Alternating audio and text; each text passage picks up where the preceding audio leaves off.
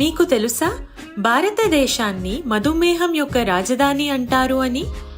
దేశంలో మధుమేహ వ్యాధిగ్రస్తుల సంఖ్య ప్రమాదకర స్థాయిలో పెరుగుతున్నట్లు నమోదైంది. ఇది 2025 నాటికి 69.9 మిలియన్లు మరియు 2030 నాటికి 80 మిలియన్ల ఆశ్చర్యకరమైన మార్కును చేరుకోవడానికి దగ్గరగా ఉంది. ఈ వాస్తవాలను పరిగణలోకి తీసుకొని ఇండస్ వివా ఐ కాఫీ అనే ఒక అద్భుతమైన ఉత్పత్తితో మీ ముందుకు వచ్చింది. మీ అందరికీ తెలిసినట్లుగా కాఫీ అనేది ప్రపంచంలో అత్యధికంగా వినియోగించబడే పానీయం. కానీ మీకు తెలియని విషయం ఏమిటంటే, ఇది రక్తంలో ఆరోగ్యకరమైన చక్కెర స్థాయికి మద్దతు ఇస్తుంది.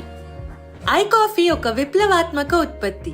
ఇది క్రీమర్ మరియు బ్లాక్ అనే 2 రకాలలో లభిస్తుంది. ఈ ప్రీమియం మిశ్రమం కర్ణాటకలోని కూర్గ్ అనే ప్రాంతంలో లభించే మేలైన కాఫీ విత్తనాల నుండి తయారు చేయబడుతుంది. ఐ కాఫీను శ్రేష్టమైన సాల్సిటాల్తో సురక్షితంగా చేయబడింది.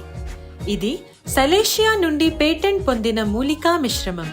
దీనిని ఏకనాయకం లేదా సప్తరంగ అని కూడా పిలుస్తారు. ఇది క్రీస్తు పూర్వం 5000 సంవత్సరాల నుండి మధుమేహం నిర్వహణలో ప్రసిద్ధి చెందినది.